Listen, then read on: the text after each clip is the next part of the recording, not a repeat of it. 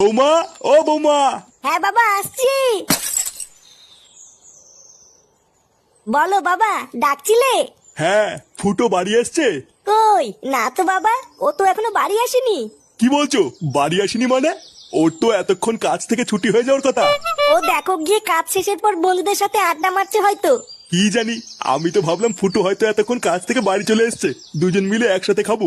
ও যখন আসে আসুক গিয়ে, বাবা তুমি চলো, আমি তোমাকে খেতে দিয়ে দিই। আচ্ছা বৌমা, গিয়ে ভাত বাড়ো, আমি গিয়ে হাত আর মুখটা ধুয়ে আসি।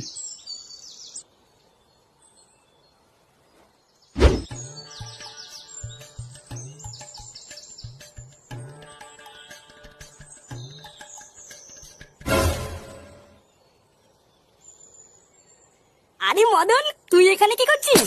এই তো ফুটো, এই এখানে এমনি দাঁড়িয়ে আছি।